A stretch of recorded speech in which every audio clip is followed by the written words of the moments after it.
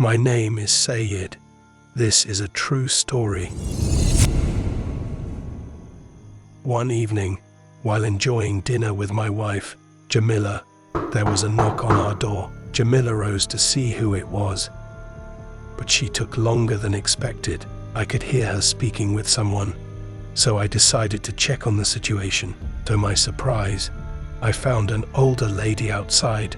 Her clothes were tattered, and she sat on the ground, pleading with Jamila for assistance. As I approached to help, the woman hesitated, seemingly reluctant to speak in my presence. However, when I reached out to assist her, she looked at me with recognition and said, "Son, please help me." Moved by her plea, I responded, "Of course, ma'am, please come inside." We then welcomed her into our home, eager to understand her situation and offer our assistance. My wife fetched some clothes for the woman, and I guided her to the dining table where our dinner was laid out. Plenty of food remained, so I encouraged her, "Ma'am, please eat. Help yourself." She was evidently famished, as she ate voraciously. We patiently waited for her to finish. Afterwards, my wife offered her some fresh clothes, suggesting she change into them. However, the lady declined, saying, "I'll just take them with me for my daughter, my sick daughter." My wife, taken aback, inquired, "What do you mean you have a sick daughter?" The woman replied, "Yes, my daughter is unwell. That's why I'm seeking help." Concerned, my wife asked, "What's wrong with her?" The elderly woman hesitated before revealing. She suddenly collapsed. Now, she can't move at all. Only her eyes show any sign of life. As she delved deeper into her story, I interrupted, "Ma'am, let me accompany you. Perhaps we can take your daughter to a doctor." She expressed her gratitude repeatedly, praying for our kindness. My wife wanted to join us, but considering the late hour, I advised her to stay home. As we departed, I pondered the mystery of the woman's identity. Neither I nor anyone in our neighborhood or village recognized her, which only deepened the enigma. We began our journey on foot. As we walked, I initially assumed she lived nearby. However, as time passed and we continued walking, I grew curious. "Ma'am, do you live around here?" I inquired. She replied, "No, son, I don't live here." Puzzled, I asked, "Then where do you live?" "Just nearby in the area," she responded, and we continued our journey. By this time, it was around 9:30 p.m. After walking a considerable distance, I grew impatient and asked, "Ma'am, are we close?" "We're almost there, son," she assured me. Soon after, she pointed towards a house, saying, "That's where I live. My daughter, my sick daughter, is in that house." The woman urged, "Follow me, son." I trailed behind her as we navigated through the house. We passed the first room, then the second, until she paused and said, "This is my daughter's room." I peered inside and was met with the gaze of a young girl, bound at her hands, feet, and legs. Her intense stare was unsettling. I had been under the impression that the daughter was merely ill, so the sight of her restrained was alarming. The dimly lit room, illuminated only by candles, added to the eerie atmosphere. I turned to the woman, seeking an explanation. "You mentioned your daughter was sick, but why is she tied up?" "You never mentioned this." She leaned in close, forcing me to bend down slightly due to our height difference. In a hushed tone, she whispered, "She has the devil inside her." Confused, I asked, "What do you mean?" She responded, "Exactly as I've said. If I had told you this from the beginning, you might not have come. Every time I seek help and reveal that my daughter is possessed, no one wants to assist." I responded, "Ma'am, you should have been honest with us from the start. If you had told us the truth, I would have still come to help." She replied, "She is possessed by the devil. Whenever I release her, she attacks me. Look at my arms. See the bruises. She's responsible for them. That's why I've restrained her." At that point, I was struggling to comprehend the situation. I suggested, "Perhaps your daughter needs spiritual intervention, like an exorcist or religious figure." She said, "I've tried. Every time I seek help, I'm turned away." I told her, "If you had informed me earlier, I could have brought the village exorcist with me." She instructed, "Stay here with her, but ensure she doesn't move, though she's tied up. It's best to be cautious." Confused, I asked, "Why do you want me to stay? Where are you planning to go?" She explained, "I need to visit our exorcist. He was supposed to come today, but didn't show up. I need to find him." I inquired, "Where does he reside?" She answered, "In a nearby village. There are several villages around here." She reassured me, "Don't worry, just stay here," and left. I felt trapped when she left and locked the door behind her. Time seemed to drag on, and I grew increasingly anxious. My attention was fixed on the girl. Though I tried to maintain my distance, her intense gaze was unsettling. At one point, I heard her conversing with someone. Assuming someone had entered the house, I stood up, only to find her talking to the wall, her voice unnaturally deep. I rationalized that perhaps her illness caused her to hallucinate. She began repeating the word "open," thinking she was addressing me. I responded from a distance, "I'm sorry, but your mother instructed me to watch over you. She's gone to fetch someone to assist you." However, she didn't acknowledge my response. She continued to chant, "Open, open, open," each time with increasing urgency. Alarmed, I approached her, only to find that she had somehow freed herself. Her hands were unbound, and her legs were no longer tied. Panic set in, and as I tried to restrain her, she struck me powerfully with her elbow. As I attempted to grab her again, she fiercely scratched my face, causing me to release her. She then bolted for the door and vanished into the night. By the time I reached the doorway, she had disappeared. Feeling helpless, I waited in the house, hoping the mother would return soon. After what felt like an eternity, the woman returned, but she was alone. Upon seeing my state, she asked what happened. I hesitated, fearing her reaction. She rushed to her daughter's room, only to find it empty. Devastated, she fell to her knees, crying out for her daughter, questioning why she had left. I felt a deep sense of guilt, realizing I had failed in my promise to watch over the girl. The woman approached me, demanding, "Where is my daughter?" I tried to explain. She managed to free herself and ran away. She responded in disbelief. "That's impossible," desperation evident in her voice. She implored, "You were supposed to watch her. Where did she go? I need you to bring my daughter back." I replied, "I truly don't know where she went." The woman began to cry and scream, wanting to help. I assured her, "I'll go outside and look for her." By this time, it was around midnight or 1 a.m. I searched the vicinity of the house, but there was no sign of the girl. Exhausted and disheartened, I returned to the woman's house, only to find the door ajar. I knocked and called out, but there was no response. Cautiously, I announced, "Ma'am, I'm coming in." Upon entering, I noticed a single candle illuminating the room, but the house was eerily empty. Deciding it was best to return home, I began my journey back. As I approached my home and opened the door, I was met with the sound of sobbing. Rushing inside, I found the old woman, the mother of the missing girl, sitting beside my wife, both in tears and distress. Before I could even react, my wife turned to me and asked, "What happened? What did you do?" I replied, "I was looking for her daughter because she ran away." The woman then looked at me, and to my surprise, began to laugh. My wife, with a concerned look, pressed on, "What happened? What did she say you did?" It felt as though I had been set up. From the conversation, I gathered that the woman had insinuated to my wife that I had harmed her daughter. The entire situation was surreal and shocking. As my wife continued speaking with the woman, she suddenly shouted at me, "Get out, leave us."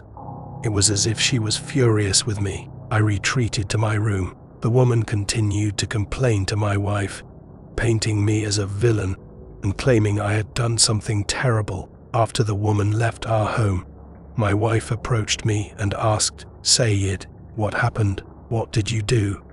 I was so taken aback that I remained silent, fearing my wife's perception of me had changed. As she drew closer, she said, "Sayyid, I know that woman is lying." I listened to her just to understand what was going on. At that moment, I felt a wave of relief. I knew my wife trusted me. I began to recount the night's events to her. As I spoke, she noticed the scratches on my face and began tending to them. She asked, "What happened?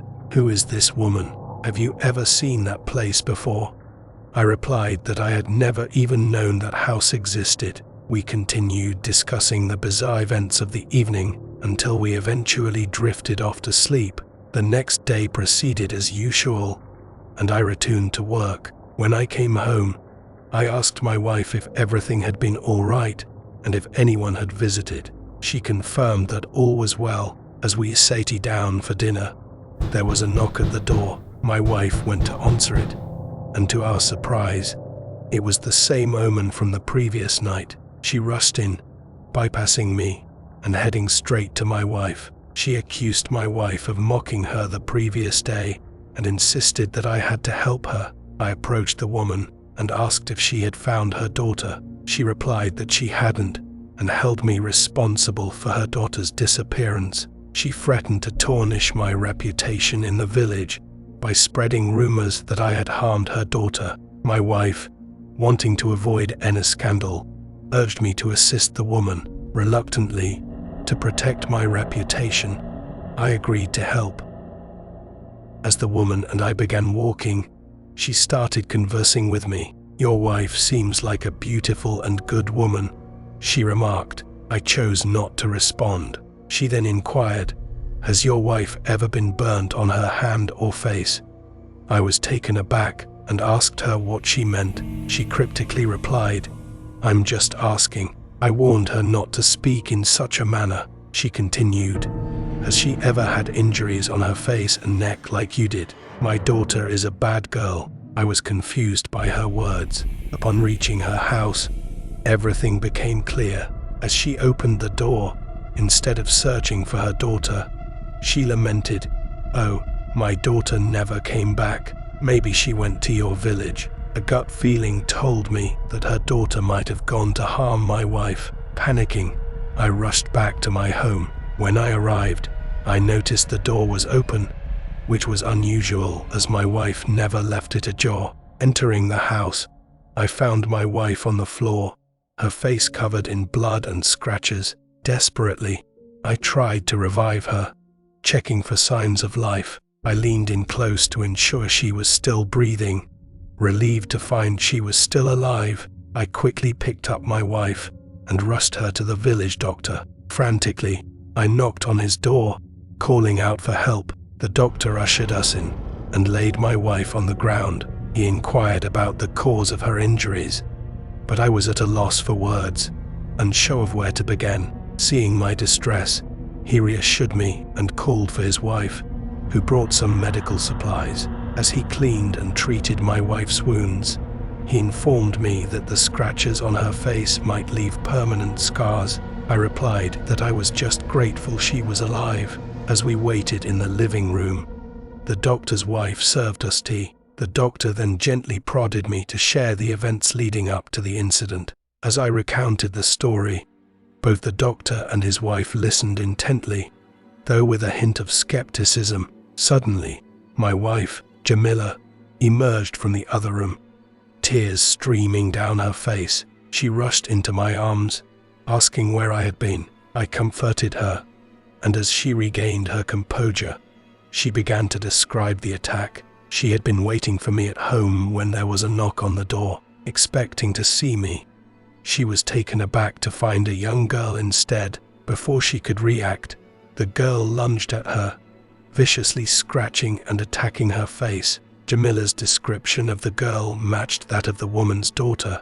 The doctor, having listened to our accounts, advised us to report the incident, suggesting that the woman might have malicious intentions. He also recommended consulting with an exorcist or spiritual leader. Expressing our gratitude for his help, my wife and I slowly made our way back home.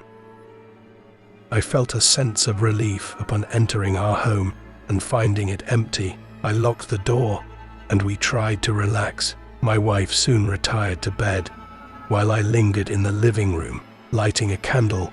I sat at the table, lost in thought about the recent events. Eventually, I too went to bed. The next day, I sought out an exorcist. Upon reaching his residence, I was informed by his wife that he had left to assist someone in another village. She was uncertain about his return, but speculated it might be that evening. After work, I returned to the exorcist's home, only to find he still hadn't returned.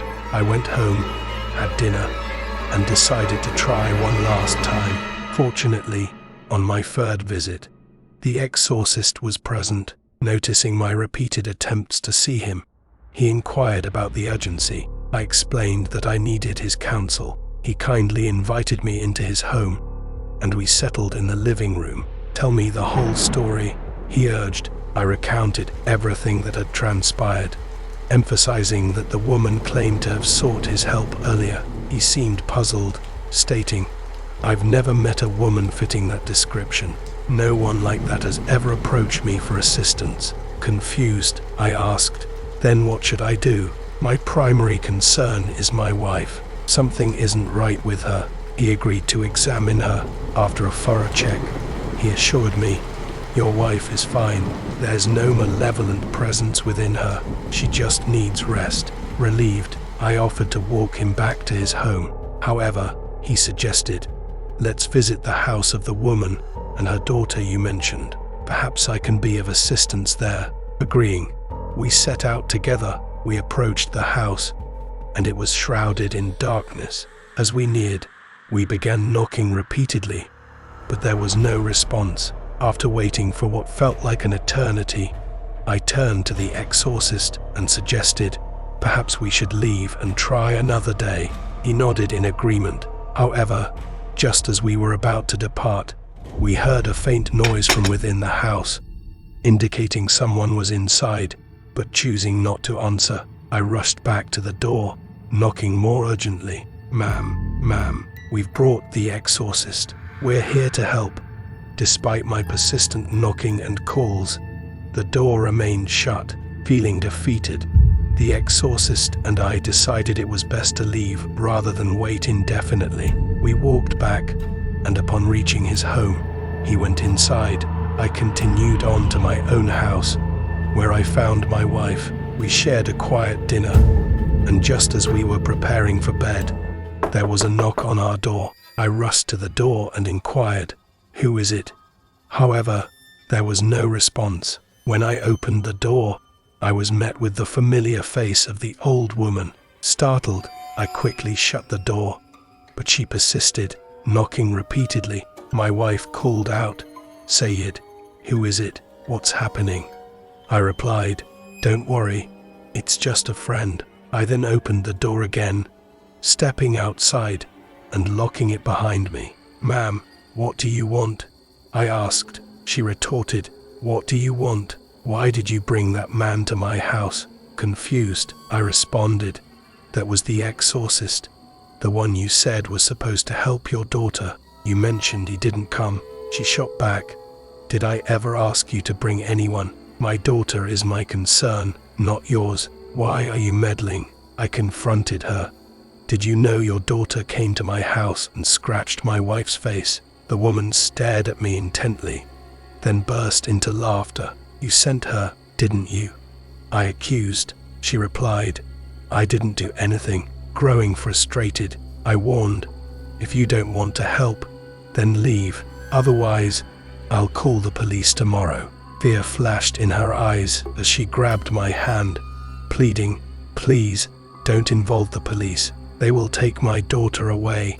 She said, "Let me bring the exorcist to your house to heal your daughter." She initially refused, but after some persistence, she finally agreed. Either I call the police or we do this, I told her. She responded, "Okay, I'll meet you tomorrow, and you can bring the exorcist to the house." However, she quickly changed her mind, insisting, "No, bring him now. Let's do it now." I replied, "I can't do it now. It's too late. He's been working all day." She left after our conversation. I closed the door, but soon after, there was another knock. Frustrated, I thought, "This lady is relentless." Angrily, I opened the door, only to be met by the young girl. Before I could react, she lunged at me, scratching my face. Before running away, I tended to my wounds and decided to go to bed without mentioning the incident to my wife. The next day, my wife noticed the scratches on my face and asked what happened. I recounted the entire story to her, as I never keep secrets from her. When evening came, I went to the exorcist and told him about the woman and her daughter visiting my house and what she did to my face. He said, "Let's go." We both headed to the woman's house and knocked. After a brief wait, the door opened and a woman invited us in. We saw the girl sitting alone in a corner, neither tied up nor restrained. As the exorcist approached her, I warned, "Be careful. She scratches." He reassured me, saying, "Don't worry." However, as he got closer, the girl lunged at him. Surprisingly, despite his age, he managed to pin her to the ground with considerable strength and proceeded to tie her up. He then began reciting certain words. I glanced around to see the woman's reaction, but she was nowhere in sight. The exorcist continued his incantations, and eventually, the girl fell asleep. He turned to me and said, "I'm done." I asked, "Was there a devil inside her?" He replied, "Yes, a young one." Curious, I inquired, "Where did it go?" He responded, "I don't know, but it left." As soon as the exorcist finished, the woman, the mother of the girl, reappeared and asked, "Is he done?" He looked at her and said, "Yes." Then he asked her, "Do you practice magic?" She replied, "No." "Why are you asking?" He responded, "I was just curious, but your daughter is healed now. We're leaving." As the exorcist and I began to walk out, he remained silent, occasionally glancing back at the house. After a few moments, he leaned in and whispered, "That woman is a witch. She did this to her daughter." I asked, "How do you know?" He explained, "When I was reciting the incantations, she disappeared. She wasn't around to support her daughter, but the moment I finished, she reappeared. That's a sign." We continued our conversation, and he advised, "You need to inform the police about that woman." I asked, "What should I tell them?" He assured me, "Don't worry, I'll accompany you tomorrow morning." The exorcist and I went to the police. I brought my wife along and showed them the scars on her face. I recounted everything that had transpired and even displayed the scars on my own face. At that moment, the police decided to visit the house and subsequently detained both the woman and her daughter. From that point on, no one in the town knew what became of the woman or her daughter. Every time I inquired about their whereabouts, I received no clear answers. They seemed to have vanished from the town. As for my wife, she continued to seek medical treatment for the scars on her face. Over time, her face began to heal, and life gradually returned to normal. And that concludes my story. Thank you for listening and watching. Please hit like and subscribe for more stories. Enjoy your night.